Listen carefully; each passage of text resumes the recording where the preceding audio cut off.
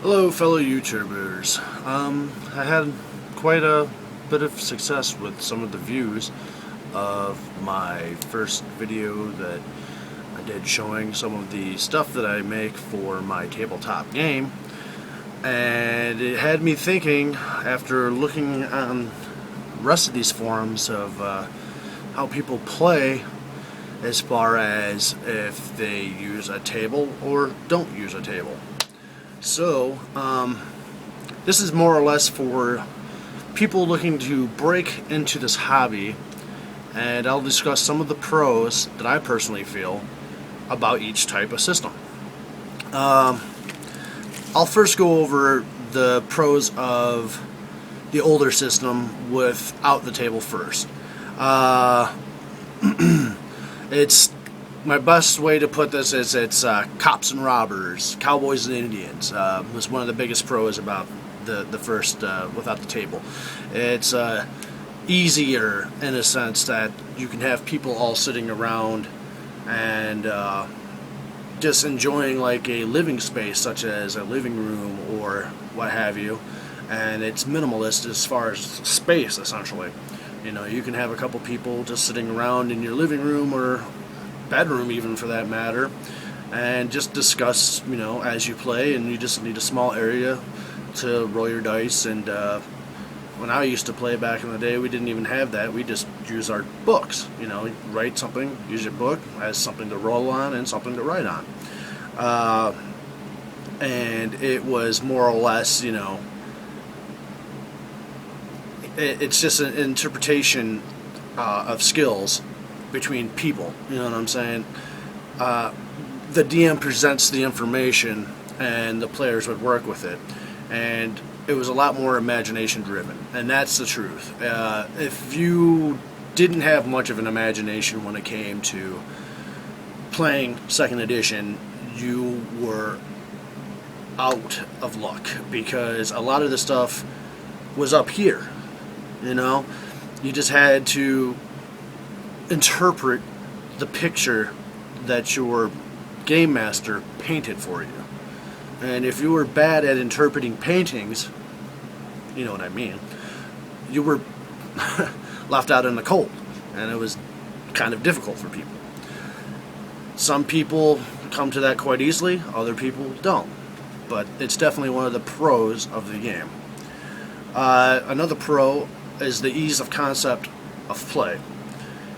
The older versions didn't have as many supplements as the newer versions do. They were pretty much all inclusive. Don't get me wrong, there were a lot of supplements for, say, like campaign settings and such. But as far as, you know, hardcover books, there weren't many. There was a lot of like loose-bound books, like, you know, the Humanoids book and the Thieves book and everything like that. But they seemed a little skimpy, in my opinion, versus some of the newer books and newer compilations. They seem to take a lot and put it into one book and sell it to you for $50 instead of 5 books at $20 a crack. So, I mean, they both have that, don't get me wrong, but it's generally, in my assessment, that it's easier to have a compilation in one book instead of going through 5 books trying to find out, you know, whereas that's non-weapon proficiency that you wanted to take, or whatever the case may be. But generally, the concept is a lot easier. You know, you want to be a fighter, boom, you take the warrior class, you pick a fighter, move on. You know, there's a few selections here and there, but for the most part, when you make a fighter, you're a fighter. You know, you don't have to noodle so hard and think about what you're going to be planning next with your character, versus some of the newer games. If you don't have any indication or direction in where you want to go, you can come up with quite a mediocre, bland, boring character. You know, it's just how it goes sometimes. And what I liked about the older version also was the DM had a lot more say in the outcome because he was the arbitrator of everyone's imagination. You know, it was easy to correct somebody's misjudgment of what you were thinking right then and there when they had a question. You know, they're on the cliff. Well, you said they were on a cliff. Well, yeah, I said they were on the cliff, but they're also behind some boulders. I said it was kind of difficult to see. I may not have said there was boulders there at the time, but yes, there's boulders there that are blocking their view and what have you. So it makes it a lot easier to arbitrate and delineate problems as they arise.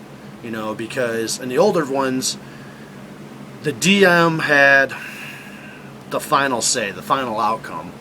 You know, which was, you know, off the top of your head or their head, if you know, you're not the DM, of course, which made things easier for everybody at the table as far as getting on board and working together as a group.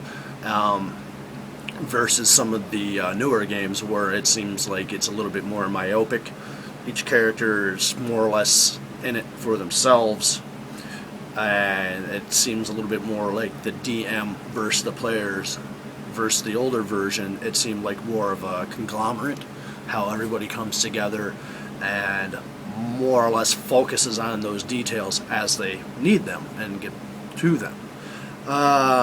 Another big pro I would say about the older versions are the campaign worlds.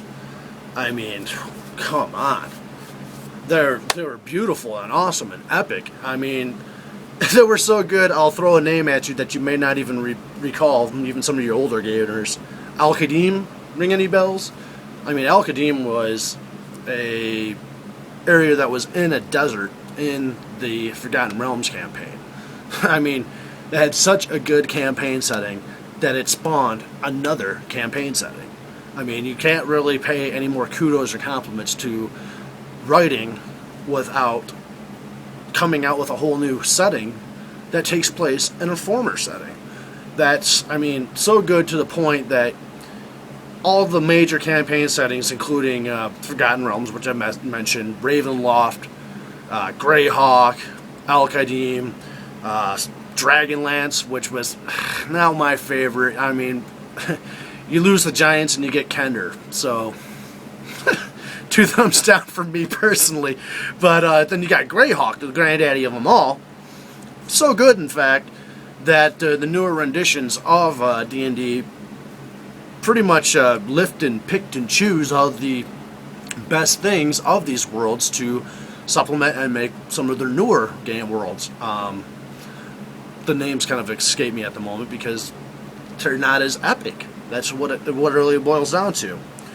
And that's the biggest pro, I find, personally, in the older material.